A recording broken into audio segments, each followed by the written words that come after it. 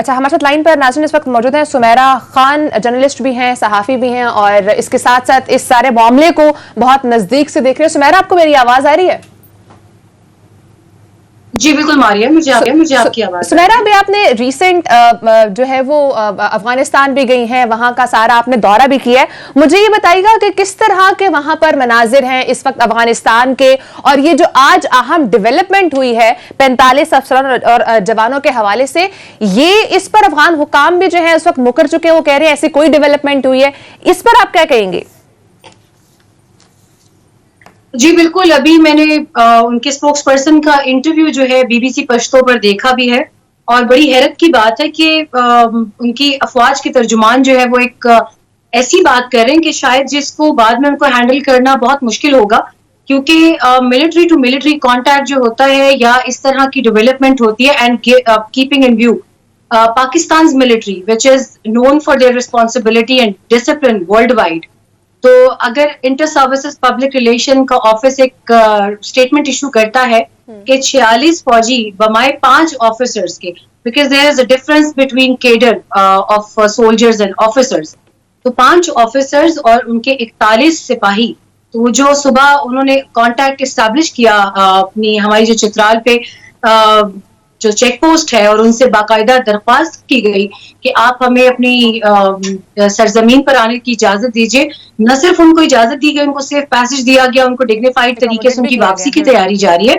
और 1 जुलाई को इस हवाले से एक इंसिडेंट पहले भी हुआ, लेकिन हैरत इस बात की है, और उस पर मुझे बीबीसी पश्तो की जो एंकर है वो भी काफी हैरत ज़दा नजर आए उनके इस बयान पर, जब शिनवारी साहब ने ये कहा कि अफगान जो हैं, आप अफगान को जानते हैं कि अफगान कैसे हैं, और अफगान सोल्जर्स जो है वो पाकिस्तान का जब नाम आता है तो बड़े सेंसिटिव हो जाते हैं। तो I was basically shocked at that statement कि how can a military spokesperson issue such a gigantic statement, keeping in view that their soldiers are surrendering one after another regiment, उनकी जो है वो उनके contingents वो surrender कर रहे हैं तालिबान के सामने, और उन्हीं से उनकी फॉरवर्ड मूवमेंट की वजह से बचने के लिए उन्होंने पाकिस्तान में पनाह ली। तो I was basically stunned at that development, जो भी हमने ट्विटर पे भी इशू किया। तो let's see, ISPR obviously they keep record, they keep track of every movement and every development. Let's see what they have to say about it.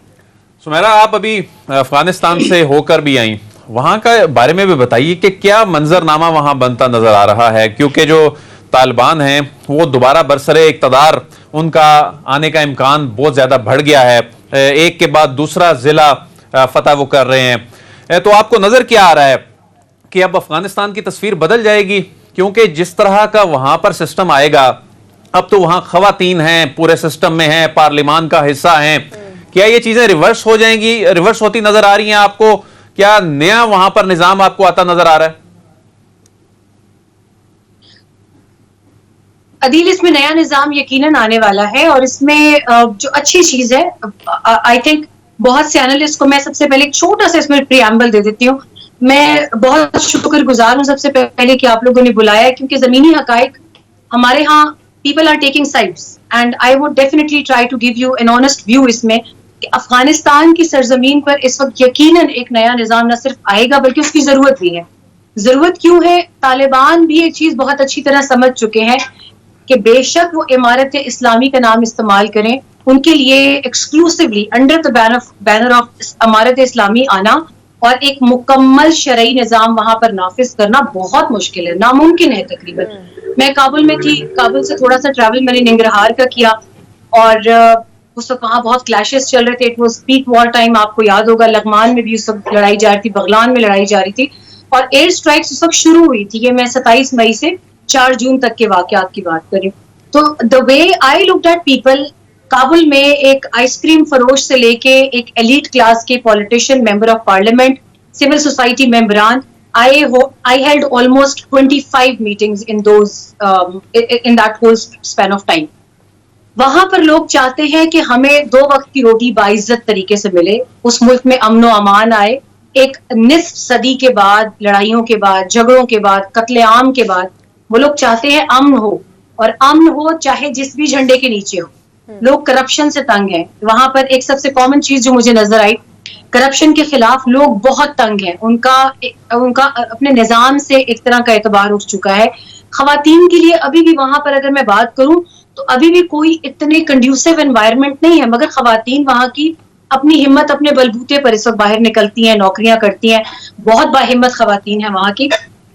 मेरी वहां पर बहुत अच्छी दोस्त है, बल्कि मिली टेलीविजन के साथ काम करती हैं, शबनम दौरान, उनका मैंने इंटरव्यू किया।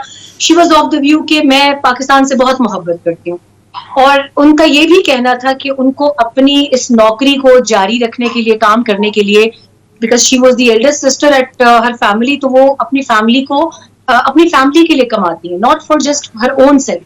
तो एक जिम्मेदारियों का बोझ है वहां की खवातीन पर। नौजवानों को ले लें, पाकिस्तान की स्कॉलरशिप का मैं अब आपको एक बड़ा इंटरेस्टिंग किस्सा सुनाती हूँ। पाकिस्तान में स्कॉलरशिप्स अनाउंस की 6000, उसके लिए एप्लीकेशंस आई कोई 1 लाख के करीब हमारे सिफारत खाने को, और जो लोग वहां पे शो अप हुए जिन्होंने टेस्ट देना था वो 1 लाख से जायद लोग थे।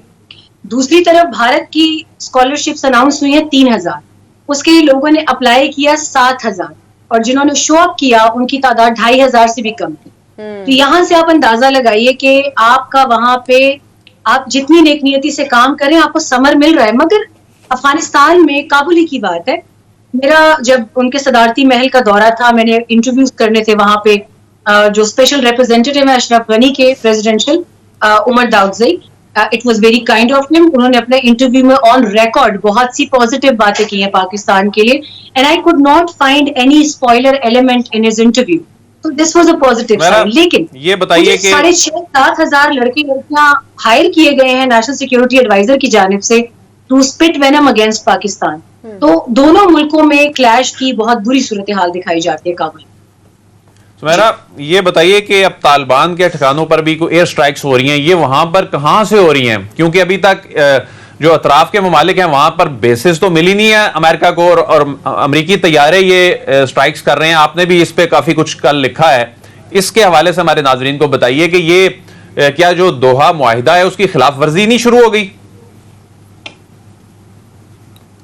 Adeel, in itself it's a very interesting point के परसों तक मैंने 1-2 ट्वीट्स किए, और उसमें लकीली मेरे पास I got hold of an exclusive footage of international airport जो है काबुल का, हामिद कारजाई इंटरनेशनल एयरपोर्ट, और उसके ऊपर आप देख सकते हैं MQ-9 रीपर्स ड्रोन्स हैं वहां पर, उनके कोबरा हेलीकॉप्टर्स हैं, उसके अलावा वहां पे चिनूक हेलीकॉप्टर्स हैं, और हामिद कारजाई इंटरनेशनल एयरपोर्ट जो है वो बहुत कोई ह्यूज एयरपोर्ट नहीं है, it's a compact airport, land locked है ये भी। इसके 3 अतराफ में पहाड़ हैं और एक तरफ इसके आबादी है, जो कि उनकी शहर की तरफ उनके रुख का दरवाजा खुलता है। तो वहां पर चीजों को छुपाना इतना आसान काम नहीं है, और वहां पे एक आम पैसेंजर भी they can get hold of that footage. तो I got hold of that footage, और लकीली वो तमाम मेरे अफगान दोस्त उस तरफ, बल्कि पाकिस्तान में भी कुछ पश्तून जर्नलिस्ट जिन्होंने बड़े बुरे तरीके से मेरी खबर को रिटेलिएट करने की कोशिश की। ऑल आई वाज सेइंग कि अमेरिकन जो एयर स्ट्राइक्स हैं वो हामिद कारजाई इंटरनेशनल एयरपोर्ट से दे आर टेकिंग पार्ट। कोई तीसरा मुल्क भी हो सकता है इसके अंदर, being strategic partner to US, क्योंकि पाकिस्तान ने इनकार कर दिया अड्डे देने से। पाकिस्तान और अमेरिका का सिर्फ ग्राउंड कम्युनिकेशन लाइन और एयर कम्युनिकेशन लाइन जो है वो एक्टिव है 2001 के मुआहिदे के तहत। इसके अलावा पाकिस्तान उनको कोई फैसिलिटी नहीं दे रहा, ये अंडरस्टूड चीज है। इस पे हमारी फॉरेन पॉलिसी। मैंने ये बताइएगा कि एक तरफ जी अच्छा, ये बताइएगा कि एक तरफ जो अफगान हुकाम हैं वो ये भी कहते हैं कि पाकिस्तान हमें डिक्टेट नहीं कर सकता, हमारे अपने अंदरूनी मामलात हैं, उसे पाकिस्तान को मुदाखलत नहीं करनी चाहिए, लेकिन साथ ही ये भी कहते हैं कि जो अफगान तालिबान हैं उनकी कामयाबियों को रोकने के लिए पाकिस्तान हमारा साथ दे, वो साथ दे सकते हैं। तो अमेरिका को शिकस्त देने वाले तालिबान का मुकाबला किया किस तरह से जा सकता है? मारिया, इसमें मुझे गुलबदीन हिकमतयार साहब 2 मरतबा के वजीर आजम अफगानिस्तान के, जब उनसे मेरी मुलाकात हुई थी अफगानिस्तान में रिसेंटली, तो उन्होंने एक बड़ी इंटरेस्टिंग बात की कि उस वक्त ये अड्डों वाला सिलसिला चल रहा था और Afghan media with full throttle उसको पाकिस्तान के ऊपर वो रिस्पॉन्सिबिलिटी डाल रहा था। उन्होंने मेरे एक सवाल के जवाब में मुस्कुराते हुए एक बड़ी अजीब सी बात की कि वो अमेरिका जो 2 दहाइयों में अफगानिस्तान में अपने फुल मिलिट्री माइट के साथ कोई कामयाबी हासिल नहीं कर सका माँ सिवाय सिविलियंस को मारने, सेक्सुअल अब्यूज के, और there is a list of abuses that वो carried by military forces and foreign forces in Afghanistan. तो वो अफगानिस्तान के बाहर से 3-4 अड्डे लेके अफगानिस्तान का क्या बिगाड़ देगा? That holds a very valid point, और जिसको डिफेंस एक्सपर्ट्स अच्छी तरह से एग्जामिन कर सकते हैं। तो 1-2 अड्डे अव्वल तो पाकिस्तान दे नहीं रहा, सेकेंडली अगर वो किसी और मुल्क से इसमें फैसिलिटीज लेते हैं तो एयर स्ट्राइक से वो क्या कर लेंगे? क्या वो अपना सबसे कीमती, सबसे हैवी, सबसे ताकतवर B-52 बमबार तैयारा अफगानिस्तान में इस्तेमाल नहीं कर चुका? क्या वो सैकड़ों ड्रोन स्ट्राइक्स नहीं कर चुका? ठीक है, क्या वो सुमेरा, collateral ब्रेक का damage टाइम के हुआ है। नाम पे बिल्कुल, और आपका मैं बहुत वैलिड पॉइंट है सुमेरा के जहां पर वहां रहते हुए वो कुछ नहीं कर सके तो बाहर से किसी और से अड्डा कर सकते हैं। नाज़रीन, ब्रेक